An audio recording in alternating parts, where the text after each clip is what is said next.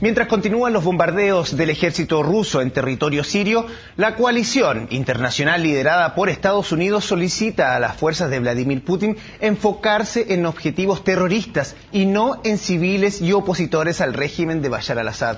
Los cuestionamientos a la ofensiva rusa se instalan encima de la mesa donde los intereses de Rusia y Estados Unidos parecen no permitir un trabajo coordinado contra el terrorismo. Para conversar sobre este tema nos acompaña Evgenia Fediakova, historiadora de la Universidad de Lomzov de Moscú y académica del Instituto de Estudios Avanzados de la Universidad de Santiago de Chile, la USACH. Muchas gracias por estar acá. Muchas gracias por la invitación. Entonces, este apoyo al régimen sirio por parte de la Federación Rusa no es algo que debiera sorprendernos, ¿no? La alianza entre ambos países tiene larga data. Eso es cierto y aparentemente el presidente Assad es el más sólido y único aliado fuerte que tiene Rusia actualmente, que también le permite mantener su interés militar en el Mediterráneo de Oriente. ¿A qué se refiere Vladimir Putin cuando dice que sus objetivos son grupos terroristas?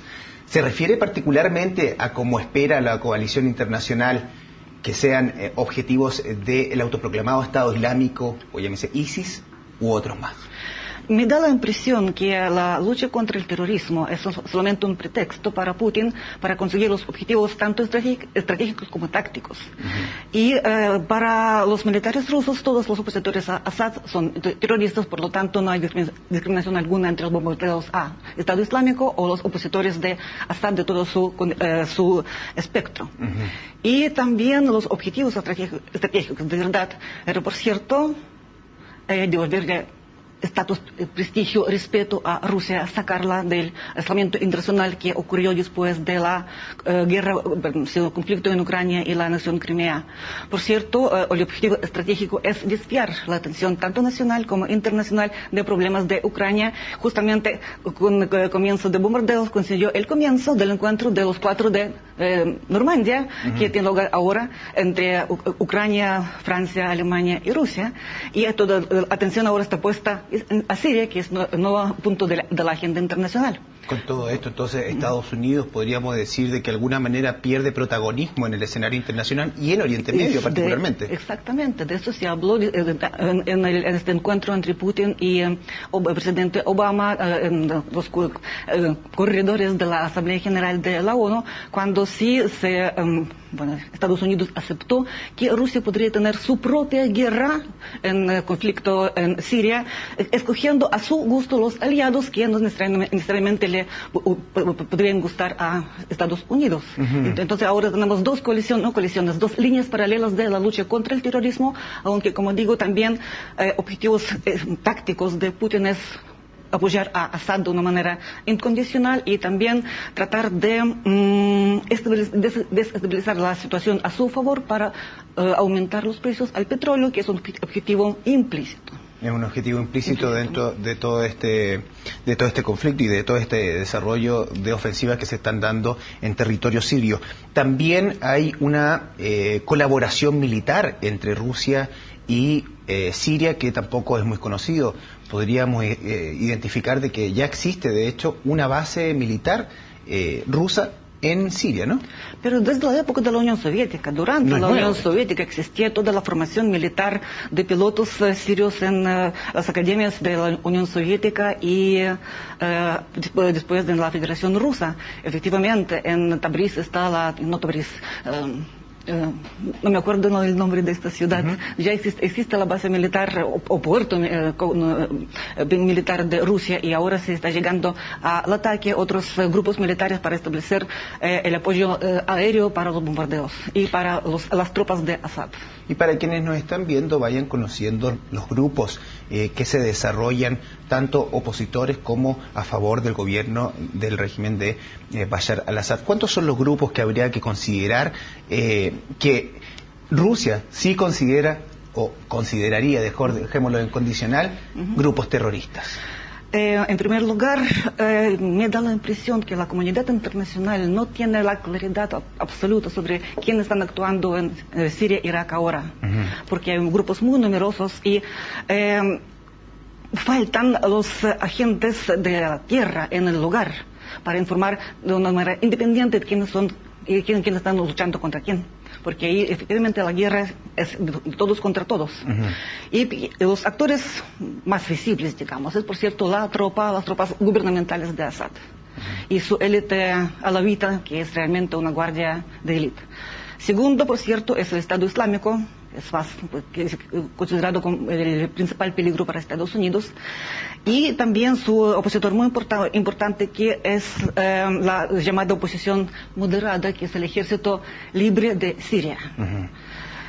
Luego también tenemos que considerar los sucursales de Al-Qaeda en Siria e Irak, que es el Frente al-Nusra, el Frente de Conquista, el Frente de Liberación, y finalmente los kurdos, que tienen sus intereses propios territoriales y están luchando tanto contra Turquía como el Estado Islámico. ¿Por qué para Estados Unidos es tan importante la inclusión del bloque suní dentro de las negociaciones? Es muy importante porque se puede hablar sobre una especie de la división del conflicto en dos corrientes religiosas, aunque recalco que el conflicto no es religioso, es un conflicto secular. Pero fíjese por favor que el Estado Islámico es absolutamente sunita. Es la corriente sunita muy radical que basa su ideología muy inspiradora para los jóvenes en todas partes del mundo en los textos descontextualizados del Corán. Y la coalición de Estados Unidos también en el mundo musulmán es también sunita. Turquía, Arabia Saudí, Qatar. Justamente la importancia del sunismo era acabar con un movimiento que mancha al sunismo moderado. Y la coalición o el sistema de aliados contrarios es chiita. Y también Rusia ahora está actuando al lado de esta alianza, que es la alianza entre Irán, Irak, Hezbollah y la dinastía alawí de Assad. Lo esbozaba al comienzo de la entrevista.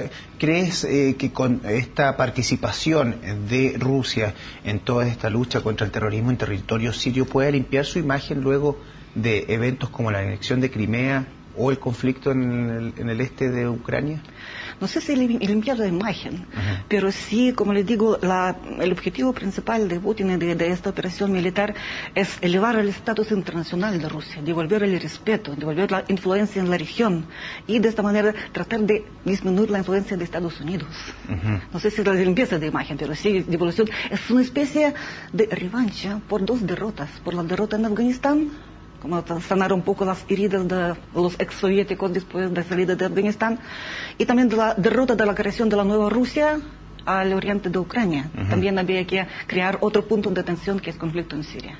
¿Se podría empezar a conversar de acabar con las sanciones económicas entonces luego de esta ayuda al escenario internacional, a la comunidad internacional en la lucha contra el terrorismo? Es complicada esta pregunta porque ya el presidente Obama sostuvo que los Estados Unidos van a seguir con las sanciones muy fuertes contra Rusia, que Ucrania no está olvidada. Pero yo sé también que en la Unión Europea hay mucho interés de colaborar económicamente con Rusia, hay muchos intereses económicos en este país por parte de los europeos. Y si la operación militar de Rusia ahora va a ser eficiente, si efectivamente puede consolidar el poder de Assad, me da la impresión que Francia, Alemania, entre otros, van a tratar de bajar la fuerza de las sanciones. Según la Duma estatal, el Parlamento de Rusia, esta operación podría tomar entre 2 a 4 meses, dice.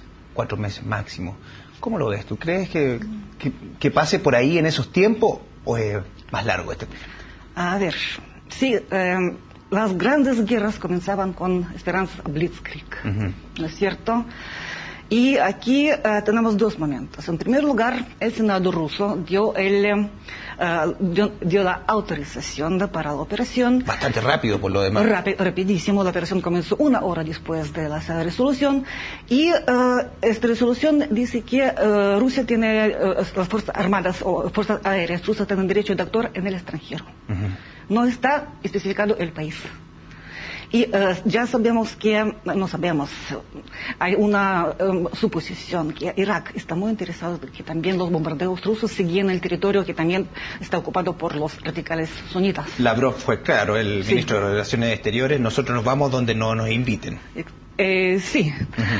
Pero también sabemos que en esta región de Medio Oriente las guerras que comenzaban como Blitzkrieg, y no solamente en esta región, recordemos la guerra en Vietnam, en Afganistán, varias, en Irak.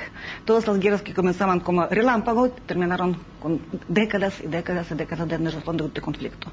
Y no hay ninguna certeza de que la situación de Assad va a ser mejorando, así podría empeorar, y mientras peor sería la situación de Assad, más apoyo le va a pedir. Por lo tanto, esta cantidad reducida todavía de aviones podría tener mayor protección, mayor tropa, mayor infantería, mayor protección de... ¿cómo se llama esto? Fuerza blindada. Ajá, fuerza blindada. Por lo tanto, es muy peligroso. Rusia corre muchos riesgos, tanto por parte de la radicalización del conflicto, como por parte de un posible choque de intereses en el espacio aéreo con Estados Unidos. Ya hubo contacto entre militares, ya los militares rusos pidieron a los militares estadounidenses que no despegaron sus aviones durante la operación rusa. Y aparentemente también todos tienen mucho miedo de que las dos coaliciones podrían chocar entre sí. Que esperemos que no suceda. Es el análisis de Evgenia Feyakova. Ella es académica de la Universidad de Santiago, de origen ruso también, y que nos cuenta un poco más este análisis que se está viviendo con el desarrollo de la ofensiva rusa en territorio sirio, al mismo tiempo, en paralelo con la coalición internacional liderada por Estados Unidos, que también hace lo suyo contra el avance de grupos terroristas, en particular del autoproclamado Estado Islámico. Muchas gracias por estar aquí en la entrevista CNN. Muchas gracias. Nosotros entonces los dejamos invitados a seguir con nuestras noticias aquí en CNN Chile.